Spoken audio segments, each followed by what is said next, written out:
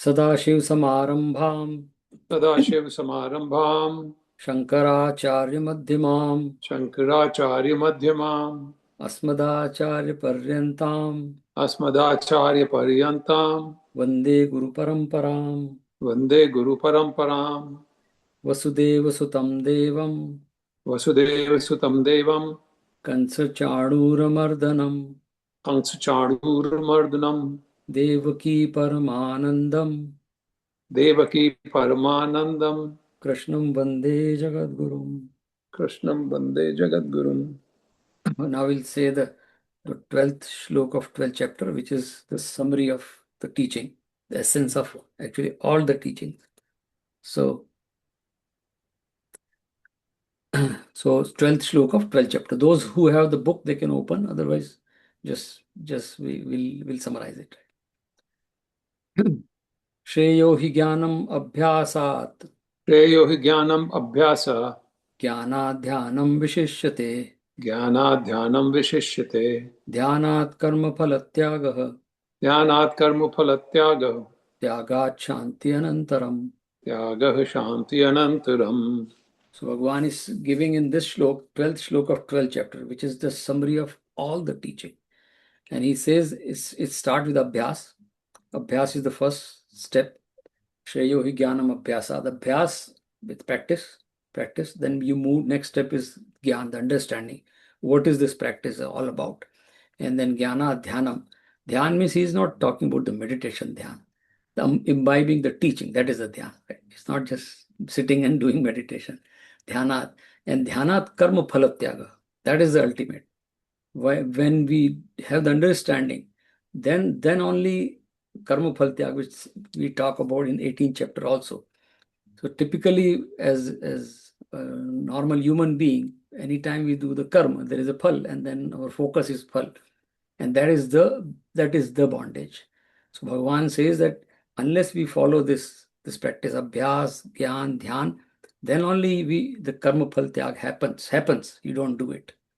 It is not to be done. It happens, and then Bhagavan says tyaga shanti anantaram, and then the shanti comes, and shanti is the human goal. I mean, we can say there is no goal in Adhyatmic, but this is the only goal, Shanti. So Shanti means Sukh, or we can say Anand. But if that doesn't happen, then go back to Abhyas, then come back, go back to, till we reach to a point that I say, oh, now I have the Shanti.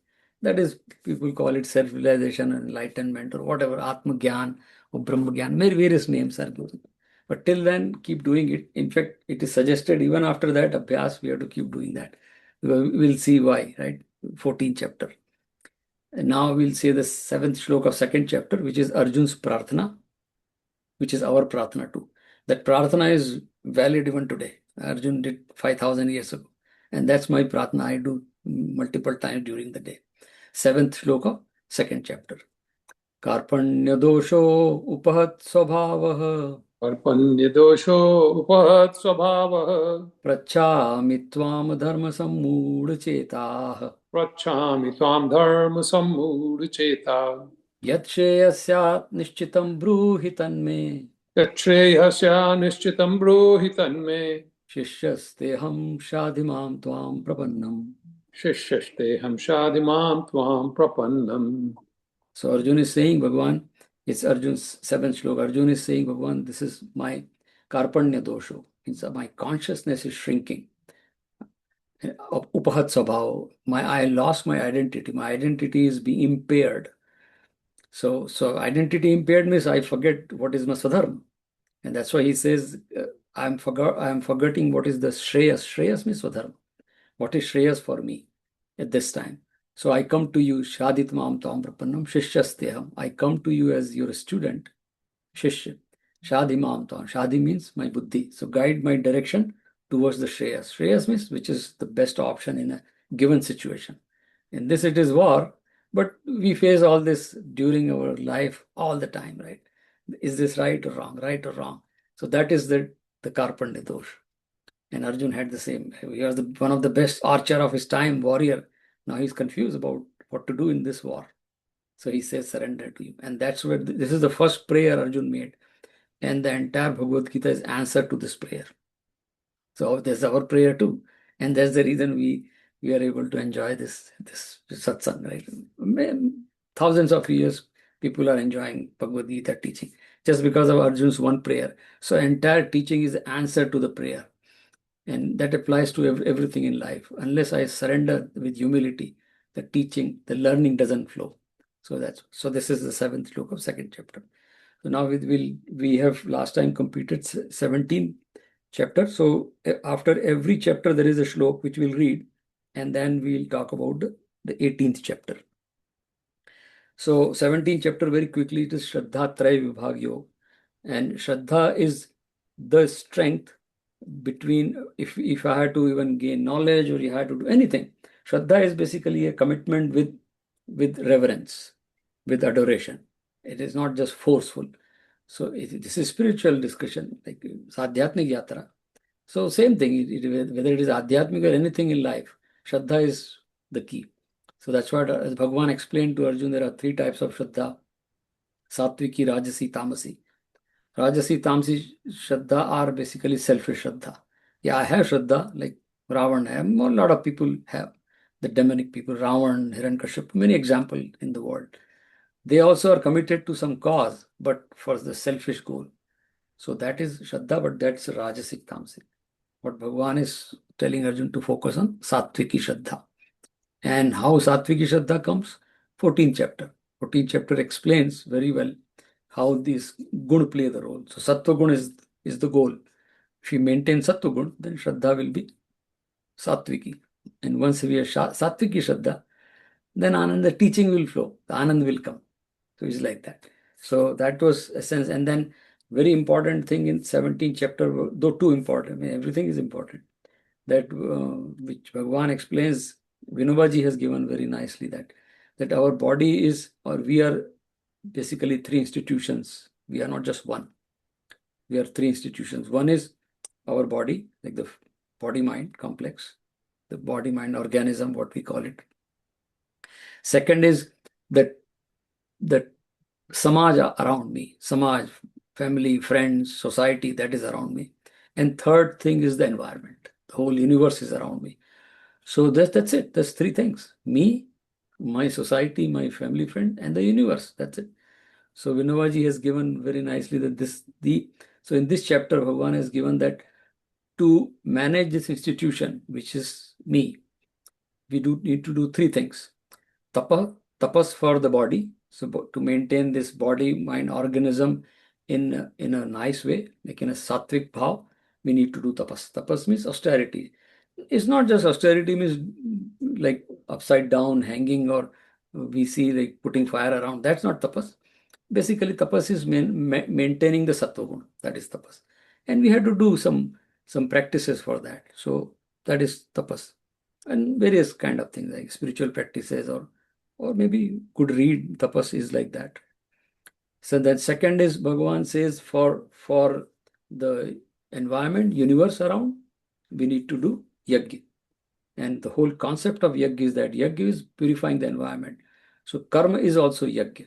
So doing karma for maintaining the environment, maintaining this universe in harmony.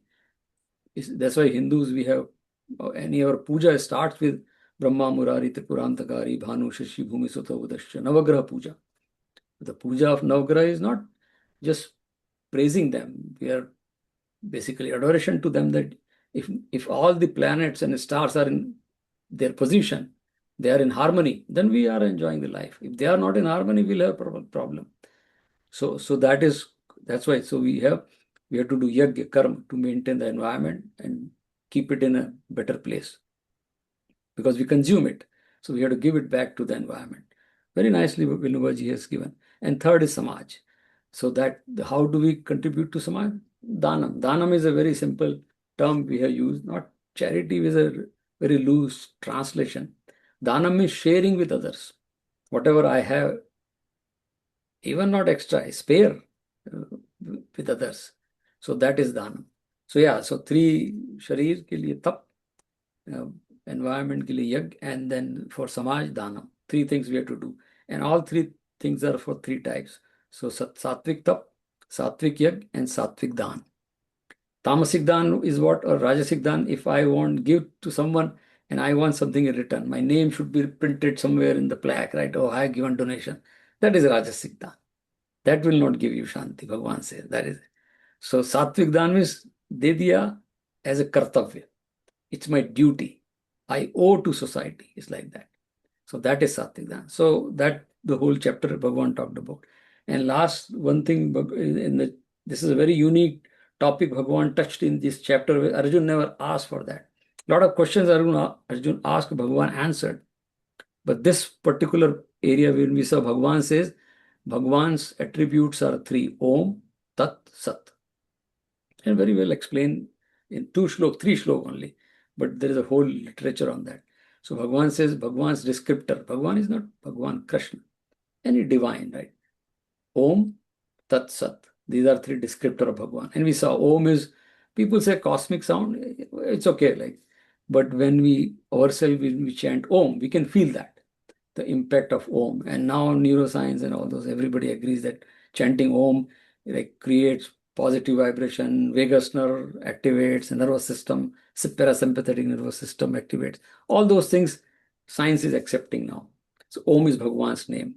In fact, last time I talked about the Granth Sahib starts with Om, Ek Omkar Satnam. That's Guru Nanak Ji has taken. This shlok is exactly the what is beginning of Granth Sahib, right? Ek Omkar Satnam, Karta Purak, Nirbhav Nirvair, Akal Murat, Ajuni, Shaibham, this is Swayambhu, Guru Kripa, Guru Prasad.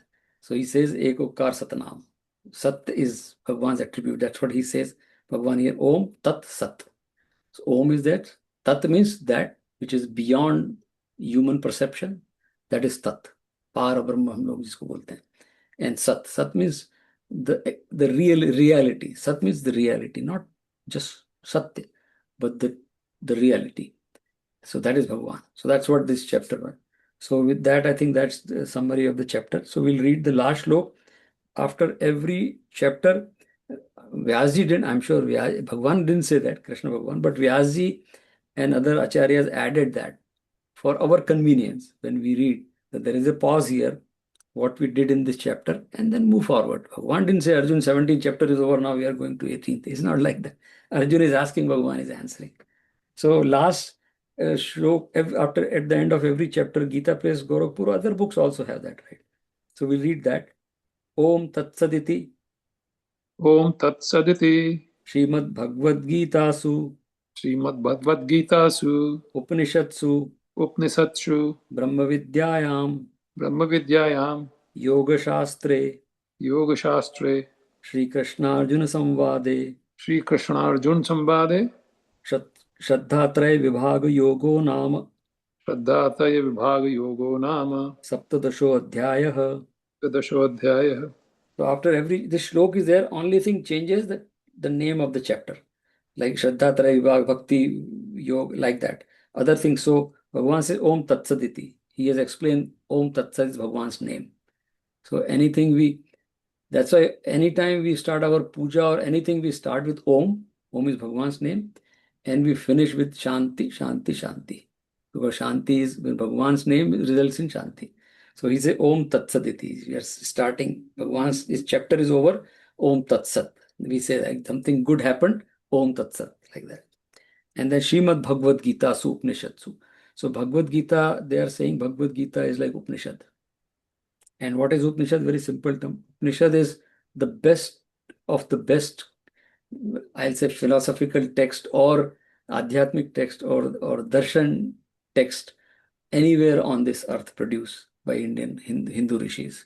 People, a lot of Western people also have studied Upanishad, and it's a wonderful, and they came out of their discussions or their meditation or their scholarly vision of the life. All these are product Upanishad. Many are Upanishad. So they are saying Bhagavad Gita is Upanishad. And in simple term, what is Upanishad? The one which remove the ignorance. Sad means depression or ignorance. The one which removes that depression or ignorance is Upanishad. Basically, it's a Gyan Shastra. Why do we need Gyan? I'm confused. I'm ignorant. I need Gyan. It's like that. So that's why Bhagavan, they say Gita is Upanishad. And then Brahma Vidyayam. So what is the content of Bhagavad Gita? It's a Brahma Vidya. The whole Brahman is not Bhagavan here. Brahman is a Tattvamasi. We are also Brahman. There is no separate Brahman. Everything is Brahman. And that is Brahma Vidyayam. So after understanding Gita, we should be able to realize Brahman. There is no outside Brahman. It is like Aham Brahmasmi, that term has come, or Tattvamasi. There is no separate thing happening. Realization that everything is Brahman. That's it. Yeah. Yoga Shastra. And it is a tool. Yoga is basically an instrument, a medium. So it is a Yoga Shastra. Shastra is Shastra is a book, set of instructions. That is Shastra. So this is a Yoga Shastra, Bhagavad Gita, for Brahma Vidya. And that is why it is called Upanishad. And then say Sri Krishna Arjuna Samvade. How it is happening? It is happening through the dialogue. Arjuna is asking. So Bhagavad Gita is not a linear curriculum. It's not कि किसी ने बना दिया है कि नाम elementary school, middle school, high school. It's not like that. Arjuna is asking, Bhagwan is answering. So, but Bhagwan is a very smart teacher. What he did, the first question Arjuna asked, Karpanya dosho, like Shishtastyam Shadhimam Tam Prapanna, guide my buddhi to in the right direction. So first two chapters, second and third, Bhagwan didn't give much chance to Arjuna to ask. Second and third chapter are the fundamental of any Hindu teaching. Sanatana, in fact, any other teaching. Second chapter is Gyan, Sankhya. Third chapter is Karma. That's it. So in life, there are only two things, Gyan and Karma. Rest, everything is built on that. Then Arjuna kept asking, Bhagavan kept answering. So it's not a linear thing. Only second and third chapter are linear. We can say not linear, they are parallel actually. Second is Gyan or Sankhya. Third is Karma. That's it. Rest, everything is built on that, right? It's a building on the foundation. So that's why it is not a linear. So it's a samvad. He's asking, Bhagavan answering. And the best part is that if you look at same question, he's asking again, many repeating, and Bhagavan is keep giving the answer. There's no frustration. Every time he brings up something new. And Bhagavad Gita is full of metaphors. So many metaphors and simile Bhagavan has used to explain. Easy for us even now. Look at that, the metaphor he has used, that metaphor of turtle. And 5,000 years ago. And the example he has given of turtle, right? Yada savarate chayam kurmo angane sarvasha indriyana indriyarthebhya tasya. So he's saying like the turtle is an animal which is very strong back, turtle has, but turtle doesn't have any sharp organs to protect himself or herself. So anytime a threat comes, turtle withdraw all its limbs and just become a shell. And in fact, if elephant stand on turtle will not die. But turtle, when sees the threat is gone, it will move its limbs out and just move around. And turtle is the longest living animal. We know that, right? Without any sharp like organs, turtle is the longest because turtle knows when to protect. And that's why metaphor Bhagavan gives that Jnani is like that. This world is full of threats, full of negative things, full of obstacles. Where to withdraw, when to withdraw, that's the Gyan. So that's why he gives the example of turtle. Turtle has 5 limbs. So he says you have 5 limbs, 5 organs, sense organs. Just withdraw them. If you think that this sentence or somebody is talking to someone against me or somebody is yelling at me, it is my choice to react or not. Yeah, I can react if somebody is telling something wrong to me or I don't want to react. So that is the control.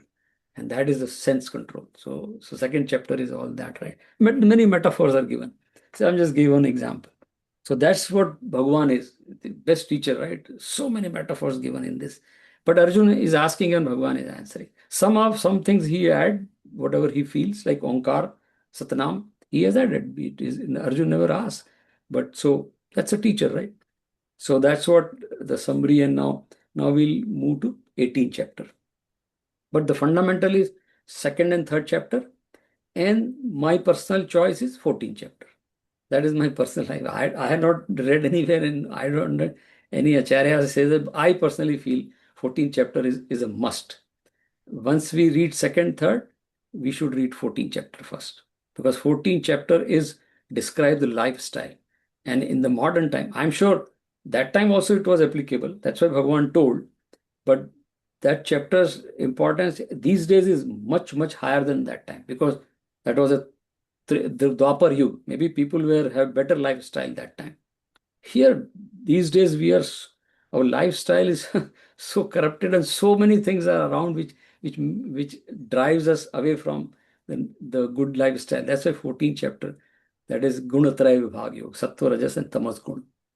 So that's what I personally read it almost every day, and it is should be read after second and third. And then we continue fourth, fifth, sixth, seventh. All these chapters have different topics. So like 7, 17. So now we come to the end, which is the 18th chapter. So now we remember it started with first chapter where Arjun said that I am depressed, and he has described his condition.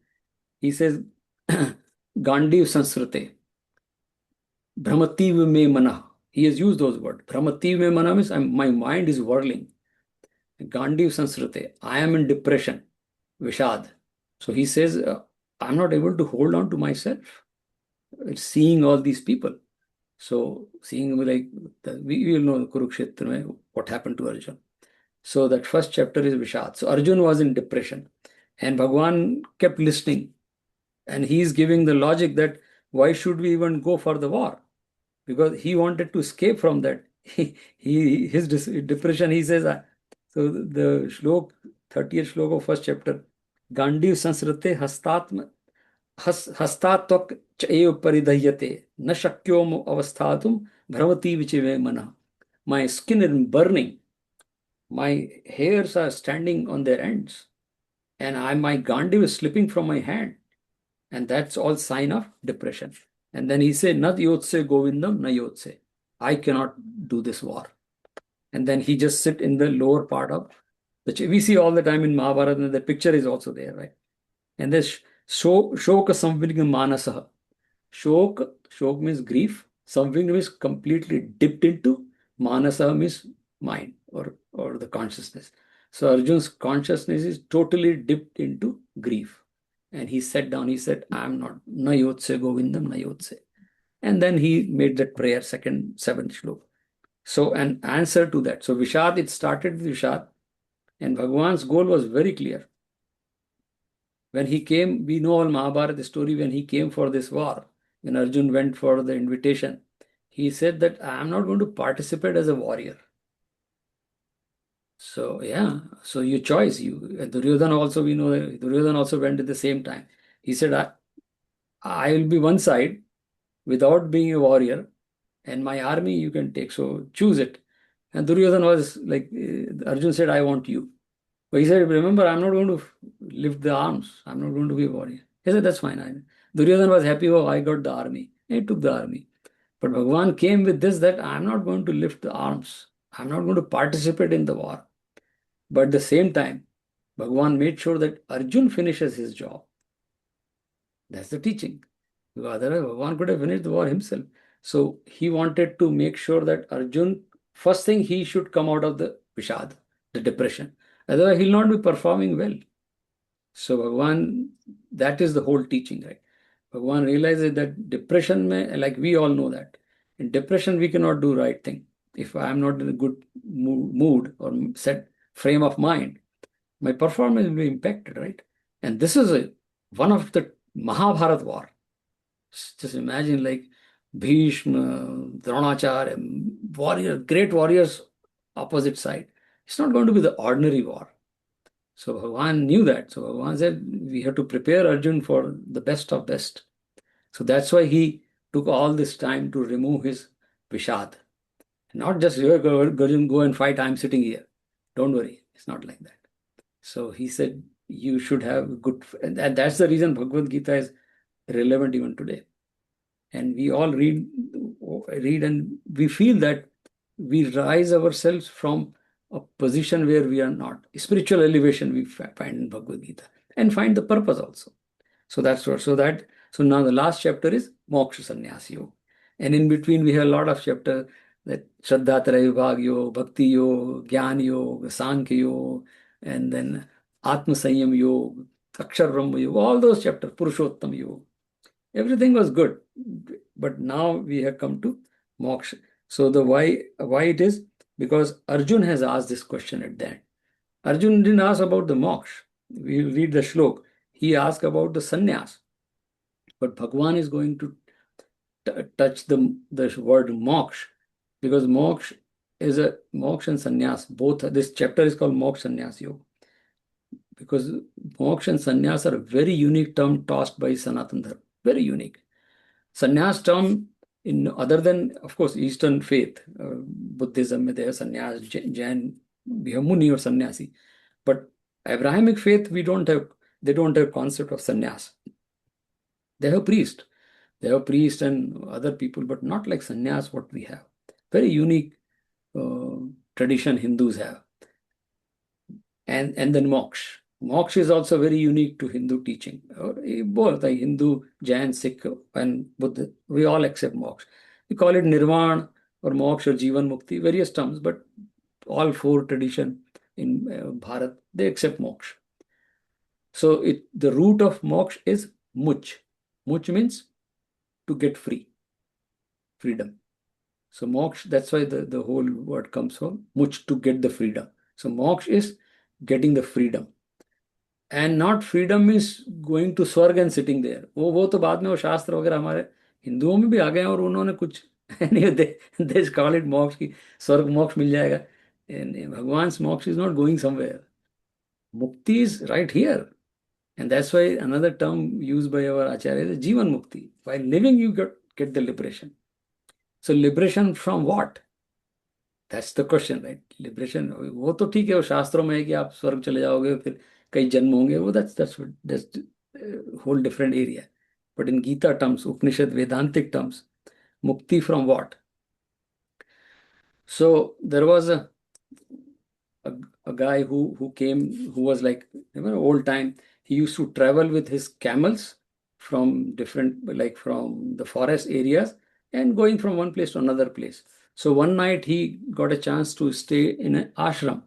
So he went there and he said, Swamiji, I want to stay here overnight, and I have 4 or 5 camels. So I have to park them. Park means they can sit somewhere in the yard. Yeah, you can leave them here. But he said, you know what? I have, like, every night when I take them home, I have to anchor them to a peg on the, like, wooden peg on the earth or maybe wherever yard. So he said, I don't have any pegs or anything. He said, you have rope? I don't have rope also, because I don't have any animal. So he said, oh, leash or rope, because they have the habit. I have to tie them and then they sit down and they sit the next day morning. So Swamiji said, okay, do one thing. Go stand in front of them and pretend like that. That's as if you're tying a rope around their neck, and take the rope and put into the peg and ask him to sit down. Try that. He said, okay, let me try. He went there. He typically, whatever the term they use for animals. And he did that. And all 4 of them said. And so Swami, what happened? Yeah, they said. How come? He said, no, you pretend. See, now they think they have the rope around. Okay, that's fine. Next day morning, he got up. He thought they'll just move. He came, he said, come on. And nobody's getting up. He said, come on. So the Swamiji said, no. So what did you do, Swamiji? They're not getting up now. There is no rope, nothing, but they're just sitting there. He said, no, now you have to untie them. He said, what do you mean by untie? There's no rope. No, you have to do that. Pretend. And he did again, and they stood up and then started walking. So there was no rope, but that is we are. See, this whole story is about us. We think that we are tied with this whole world, the worldly objects. ये मेरा घर, ये मेरी position, ये मैं, ये मेरा. That is all invisible ropes. We have tied ourselves with invisible ropes. They don't exist. That's the teaching. But we tie, and then we are deluded, the self-hypnotism. And that is the bandhan. So moksha is nothing but realizing that there is no rope, there is nothing which can tie me. Nothing in this world can tie me. I'm free. And that is moksha. And that comes only through jnana, understanding. And for jnana, we need shraddha. To gain the jnana, we need shraddha. I say atma jnana we are talking, brahma jnana. We are not talking about the bookish knowledge. That also applicable, shraddha applicable there also, here. So we need that shraddha, or bhakti we call it, right? So jnana and bhakti, they go together. And then understanding. So jnana and bhakti, for me, it is like very personal thing, but it is true. Without jnana and bhakti, it doesn't work. So that's what this whole mukti is all about. Realizing that I am not tied to anything, but we are self-hypnotized. I think that I am. And limitation which I have created around me, that limitation is the problem. And getting freedom from that limitation is mukti, is the teaching. So that's what that is called moksha. इसलिए acharyas have added this. And Bhagavan will say, right? If you remember, there is a famous slok, right? Sarva dharman parityajya mamekam sharanam braja. Aham tva sarva papebhyo moksha yishyami mashucha. In this chapter, the slok will come very end. So he's saying, Sarva dharman parityajya mamekam sharanam braja. Just give up everything. You have already surrendered to me. Shadimam tvam prapannam. You have already, Arjun, promised that I am prapannam is I am surrendering to you. So one says, yeah, repeating his words, different way. Sarva dharman parityajya mamekam sharanam braja. Aham tva sarva papebhyo. Anything you think you are doing wrong, papa means you're negative. Don't worry, I'm here, right? I mean, there's that understanding, not Bhagavan per se. Moksha ishyami mashucha. You'll get the freedom from this feeling that I'm doing something wrong. Nobody is doing wrong. That's what Bhagavan is saying. And so Bhagavan says, you just become nimitta matra. Everything is already done. Just follow with sattvagun, with shraddha bhav. Then definitely there's no pap. But we have the feeling that because of the ahankar and all those things, and here those ropes are around us. So that's the mukti. So that is the moksha in this sense. There's no separate moksha. And the second word is sannyas. Very beautiful word. Beautiful. I don't think anybody other than Hindu has given this word. This is something. There are two. One is whenever we say sannyas, immediately we get brahmacharya, vanaprastha, brahmacharya, grahastha, vanaprastha, and sannyas. That is ashram vyavastha. In that, you are brahmachari first, then you become grahasth, you become vanaprastha, and then you go to sannyas. That is the stages. But Bhagavan in Bhagavad Gita is not talking about that stage sannyas. Krishna, Bhagavan, Sri Krishna is a very revolutionary teacher. In fact, personality himself, भगवान ने जो काम किए पूरी उनकी life में, it was all revolutionary. He is a fearless decision maker. It's like that. Whatever is best for samaj, whatever protects dharma, that is the decision. It's not somebody saying something. Simple example. We know Govardhan Puja, we all enjoy Govardhan Puja. Bhagavan Krishna was 8-year-old that time, 7-year-old. And then we all know that the story of Indra was very angry and like everybody wanted to pray Indra so that Barish can stop. He said, forget about Indra. Govardhan, do the Govardhan Puja. Govardhan provides to our animals, to our fruits, to us, to grass, to our animals, food, animal feed. So let's worship Govardhan. The Indra got angry and then Bhagwan lifted that Govardhan on his pinky and everybody was inside. That is a whole depiction that yes, environment is, which is, Bhagwan is saying, worship which protects you. He says, invisible Indra. Who has seen Indra? Just Govardhan you have seen. Worship Govardhan. That, and then there is an argument. He was 8-year-old. There is an argument with his Nanda Baba. In Bhagavad it is given. And he said, no, Dad, no, we are not worshipping Indra. We are worshipping Govardhan. Even now, today, every mandir, after that Diwali, we do Annakut Puja, right? Govardhan Puja. That is revolutionary Krishna. So Bhagavan also here, he is going to give a very different definition of sannyas. Of course, not different than what sannyas means, but not typically we say sannyasi means there is a Bhagwan Vastra and there is a Muni and bald hair. Yeah, that is one stage. But what Bhagwan is going to tell her is sannyas is a very, when you are a grahast, you are a vanaprasth, you are a brahmachari, you are a sannyasi. You can be sannyasi. Sannyasi is a state of mind, a practice. So that's what he's going to define. So sannyas word is a sandhi, samnyas. So nyas is a Sanskrit word. Nyas means putting something down or aside. That is nyas. Actually, Bharat mein, old time mein, the banks were there, they were called nyas. You're putting your money aside in the bank. That's why some old time, even the bank used to call nyas. So here, what Bhagavan is saying, putting aside all your limitations, all your ahankar, the body mind identification aside, the worldly objects attachment aside, and that is nyas. When it is done properly, some is like a upsarg, prefix added in Sanskrit.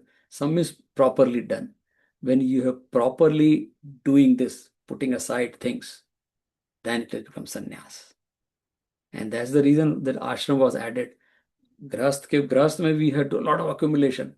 Vanaprastha mein they say that start discarding things, reduce your like possessions, become a smaller. That's why we say downsizing. In America, we use the word downsizing.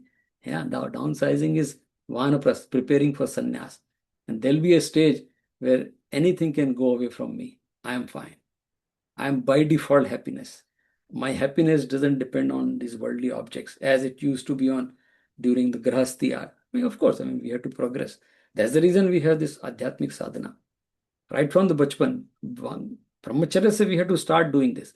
It doesn't happen like वानप्रस्थ में आके समझ में आ गया सब छोड़ दो. That's why they say कि जब बचपन से ही we have to do जप, बचपन से ही we have to do sadhana, ध्यान, whatever practices. Then the maturity comes. You cannot just at one stage जाके बोले आज कर लेंगे. So that's what Bhagavan. So nyas, some nyas, properly keeping aside what these worldly objects, that they just leave them. Now, so that is sannyas. So why Bhagavan is Arjun has asked this? No, Arjun is very smart. Because in the second chapter he says ki instead of this doing this yuddha, I would rather take sannyas. He said in the beginning. He said, I will go to Himalaya and do the sannyas. That is better than doing this hinsa, the violence. So probably Bhagavan remembers that. So Arjun says, let me ask now. He has not given that answer to that. So Arjuna and Bhagavan is going to give the answer. So that's what 18th chapter starts. So moksha, sannyas, yoga. So through sannyas, get the moksha. So sannyas is the journey, is the instrument, is the means. Moksha is the outcome, the goal.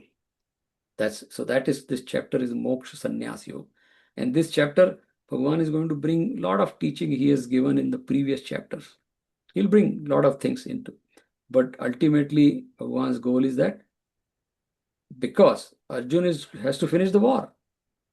So he'll come back again. We know that Bhagavan knew that Abhimanyu is going to die. Arjun will cry again. फिर कुछ होगा फिर होगा. So पहले इसको अर्जुन को सारे फंडे क्लियर कर दिए कि अब once you get into the war, you have to finish the war. But the promise Bhagavan never said that you're going to win the war.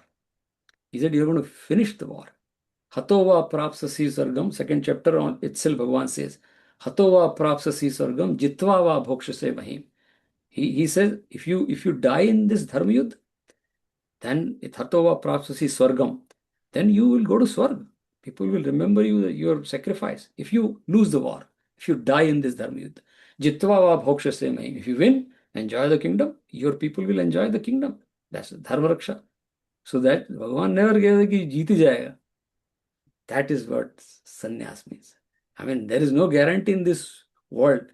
Even if Bhagavan is with you, you will win. Bhagavan says, I am not partaking in your victory and loss. That is your own. That's your own prarabdha. That's your own vritti. I can be the guide. That's the message in Bhagavad Gita, that in spite of Bhagavan with us, you will face all the problem and consequences. Bhagavan is not going to participate in that. So that's what Bhagavan says. So with that, we'll start. 18th chapter. Very, very, very wonderful. And sannyas again. हमारे यहाँ sannyas, it was the fourth stage when you take sannyas. There is a true story that there was a young man, he took the sannyas. So sannyas means a very important. Nyas means keeping aside all the relationships, all the attachments, all the moh. Moh nash is moksha. Moksha is moksha. The moh ka hi problem है सारा, right? So there was, it's a true thing. There was one young man who took sannyas. वो कभी उसको कुछ हो गया था. After young in the sense not very old, but his wife passed away and finally ऐसा भी होता संन्यास कई बार out of frustration people take sannyas और जब सब क्या बचा है दुनिया में तो he got I am prepared to take sannyas. He took sannyas. So his Guruji said you have to leave everything. Then he was a pretty rich man. He let everything go, sold and disposed, and he went. I left everything, $1 million, whatever, house or property, and I'm here. I'm ready to take sannyas. And he had a ring in his hand, ring, with that wedding ring. So he said, what about this ring? And he said, no, this ring is not that expensive, but so all expensive thing, but still it is there. It's a good diamond ring. Well, no, it's a diamond, but it's not. I have given billions of dollars disposed. This is just like very ordinary, very small money. But why you're not giving up this? He said, because this is my wife gave me, and this is her memory. And you know what Guruji said? See, now even if the value of ring is very small as compared to your whole wealth which you disposed, right? Now it is more than objective, it is subjective attachment. Objective attachment is still easy to give because you dispose, right? But subjective attachment, look at that. And that was the teaching. And he said, see, that is what sannyas is. Now you're subjectively attached. A small ring, my wife gave me. He said, once you take sannyas, everybody is same for you. The entire world. There's no one, my wife or his wife or my son or my mother. Because all these relationships are subjective. And subjective attachment is very dangerous. Very dangerous. So then he got the first teaching and then he gave up and took sannyas. So that is, sannyas means, giving up all that subjective attachment also. Very powerful.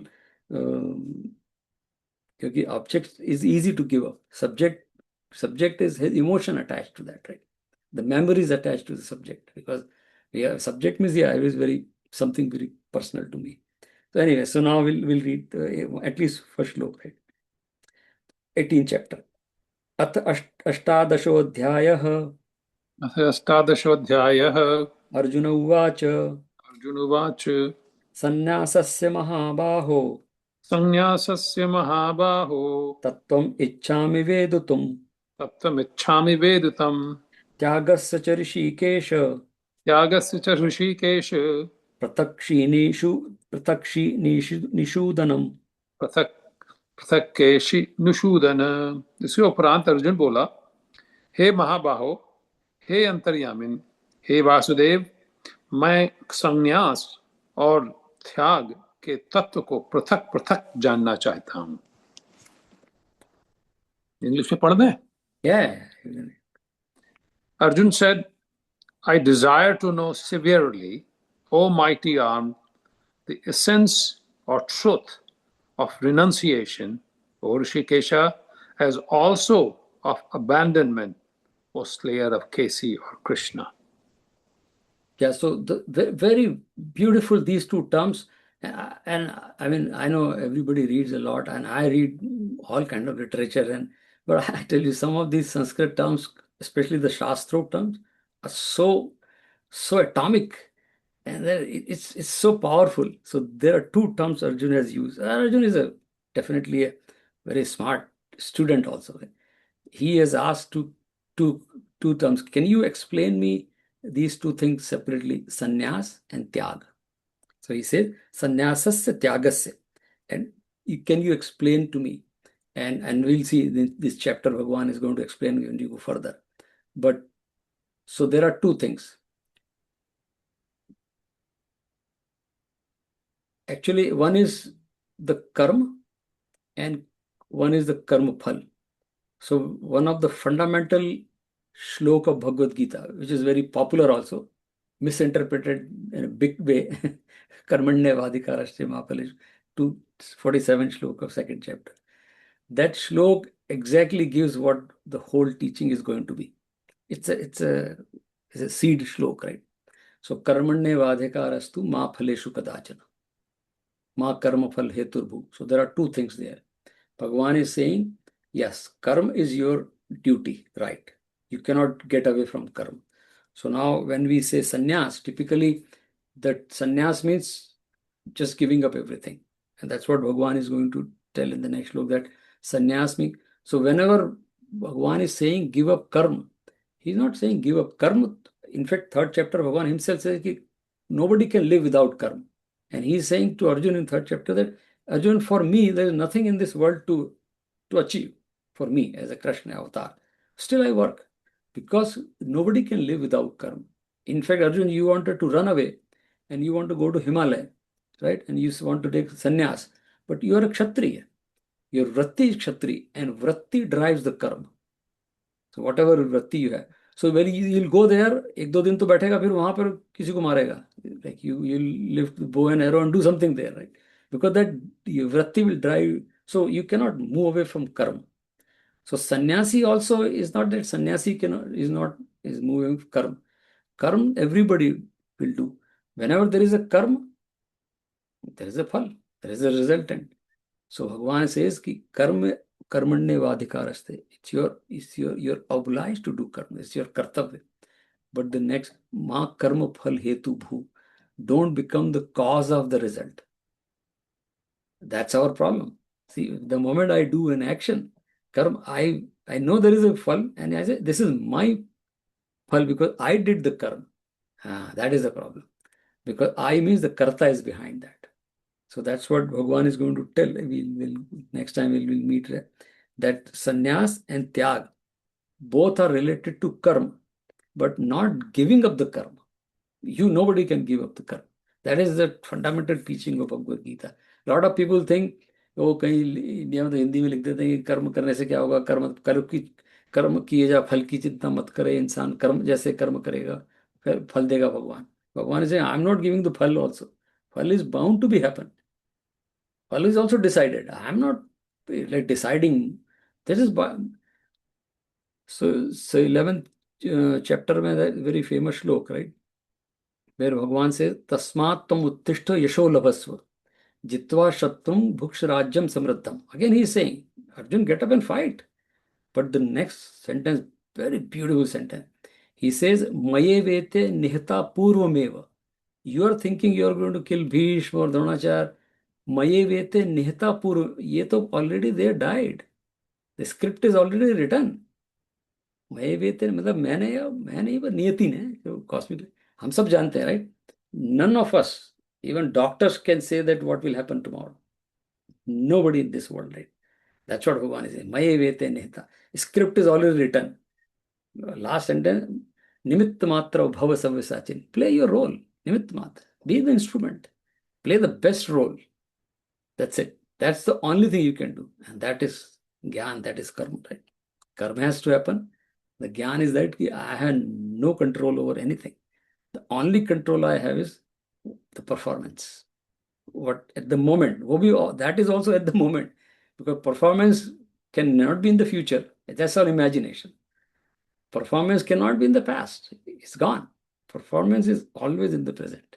And that's what he's saying. Nimitta matra bhava savyasachin. Bhava means right now. Just be the instrument. And that is the teach. So that's what sannyas and tyag, when we listen, a lot of time people think sannyas या कुछ छोड़ना है, इसमें कुछ नहीं छोड़ना है, इसमें समझना है. That's it. टर्म यूज करी है त्याग, ऐसा लगता है त्याग में कुछ कुछ होने जा रहा है, कुछ नहीं होने जा रहा है. इट इज ऑल समझ. Everything is happening on its own. There is nothing you can change, right? So that is a beautiful line. We'll go into detail of that. So coming back to the sannyasi, Bharat mein sannyas is one is the ashram sannyas, and what Bhagavan is going to tell about, it is Bhagavan himself is a grahast. Arjun is a grahast. Vyasji who compiled this is a grahast. And all those people, Bhishma, everything, everybody is a grahast there. Dronacharya is a grahast. And all the Bhagavan is talking in front of all the grahas about sannyas. So definitely he's not talking just about that sannyas of the ashram vyavastha. That is one there. He is talking about sannyas related to the karma, or being in this action, being in Kurukshetra, how you use the sannyas. Because sannyasi, my own Nanaji will have a few minutes. He took sannyas. He went through, he was a freedom fighter. He went through Grahast also. He had like 3 daughters and everything. And then he took sannyas. I have seen him, right? But he was genuinely sannyasi, because he, after understanding, he took the sannyas. That what is my goal? And I just give the example. That's called modern sannyasi. Vivekananda. They are not sannyasi sitting in Himalaya and doing something. When my Nanaji took sannyas, he told his Guruji, Shaktipat Diksha he took from Shivananji's friend, his Guru was Chinmayananji's Guru's Guru friend. So sannyasi has a condition that sannyasi has to take the bhiksha. That's a rule. You have to go and you cannot cook. You have to ask bhiksha. You have to go out. So he told his, and he was, my Nanaji retired as a director of industry. So he was not like, so he said, yeah, I'm not taking sannyas. I understand that we don't have to cook, but I cannot go out for bhiksha, and because I'm doing studies and I'm traveling, I'll be traveling to meet people and the prachar jo bhi karna hai.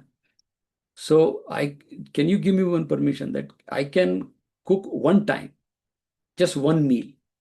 And there was a lot of people objected in the ashram, but his Guruji knew that why he is taking sannyas. He gave him permission.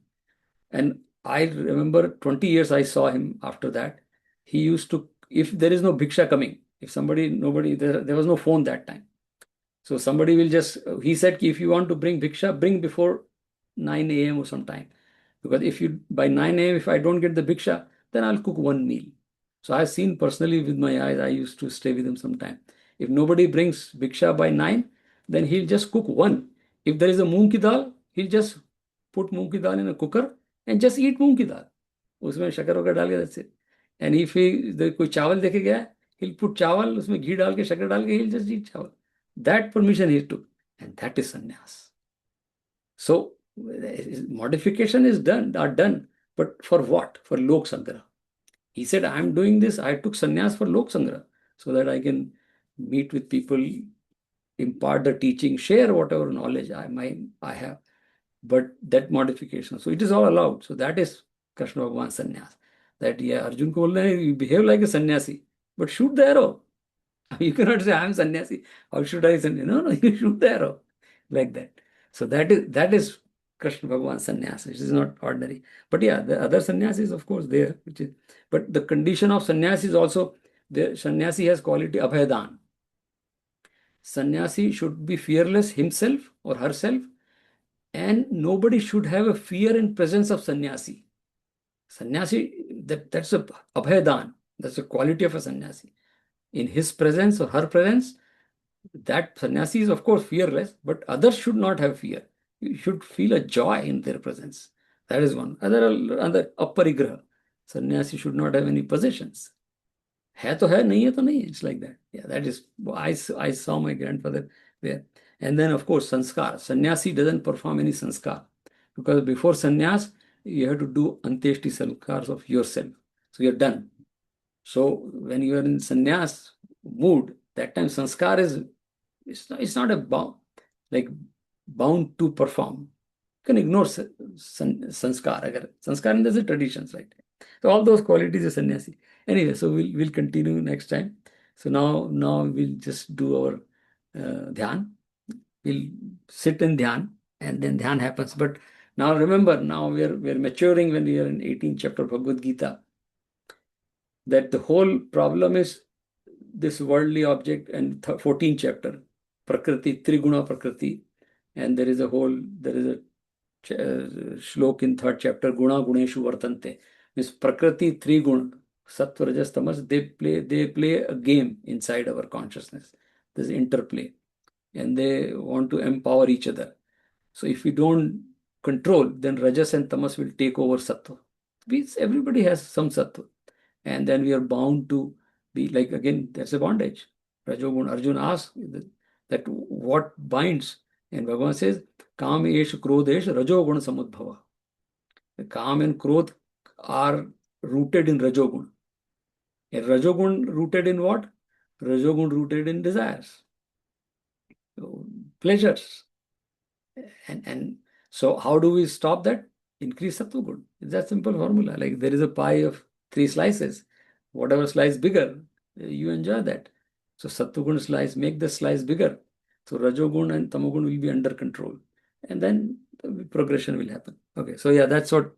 So when we do panchatattva dhyan, the goal is to control these senses which are part of guna, prakriti. Yeah. And that's what we do that, right? And then once the senses are in control, including mind, then only I realize my true nature, which is Sakshi Chaitanya.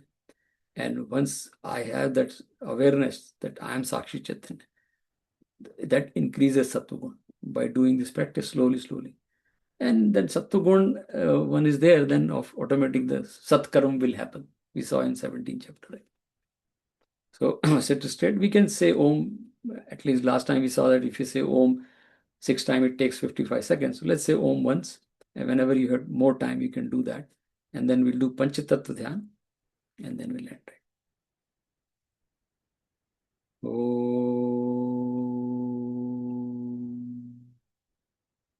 Slow and shallow breath. Keep the focus on the tip of the nostril. This is first Gyanendri, which is nose, and then smell is the medium through which we realize Prithvi, which is the first tattva. So keep the image of Prithvi in mind and focus on tip of the nostril. Slow and shallow breath.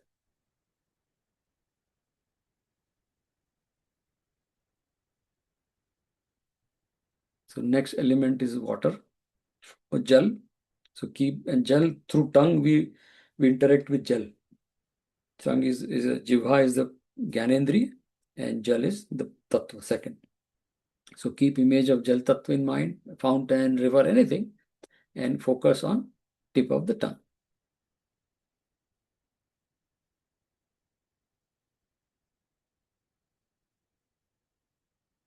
Now the next element is Agni, which is Surya Bhagwan is the representation of Agni. Eyes, the Gyanendri, through which we see Agni or light, right? So keep the focus on eyes and bring image of Surya Bhagwan or Agni. The next element is Vayu. Vayu we cannot, or wind, we cannot see, we cannot touch. We can feel Vayu on the skin. So the next Gyanendri is skin, Tvacha, and Vayu is the fourth element. So keep the focus on the skin and feel Vayu. If you have more time, if you do a couple of minutes, do and feel Vayu. It's very enchanting, right? It's very enlightening or very joyful experience. Focus on the skin and feel the Vayu. The next element is space. Space we cannot see, but we hear sound through ear, and that shows there is a space around us. So keep the focus on ears and hear some sound and feel the sound is traveling in space. So there is a space around me. All these space are outside me, all these elements, and inside me also, all Panchatattva. And this is called Panchatattva Dhyan, or Panchatattva Dharana, we can say. There's a cognitive behavior therapy also, they use the same thing. Now Bhagavan says to Arjun in 6th chapter that you think that you are not these elements, that's worldly object, we saw that, right? You are not these senses also, Gyanendri. You are not even the man behind that. And when we do this, we'll see that the thoughts in the minds are reduced to the minimum actually. There will be some lingering thought, but there are times where there are no thoughts. That time I can observe the mind also. The one who is observing the mind is that awareness, Sakshi Chaitanya. And Bhagavan says, Yukta Asit Matpara. That is your ultimate goal. That's Sakshi Chaitanya, which is me, Matpara, Bhagavan himself. And we can stay in this state as long as possible. People, that's what we call it Samadhi also. Right?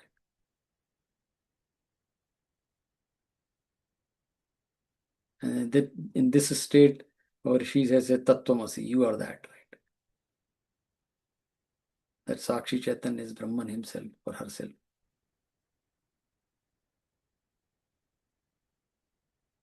Om Shanti शांति शांति। बोली कृष्ण कन्हैया लाल की जय। Hari. Yeah, so we'll continue next time with this definition of sannyas and tyag.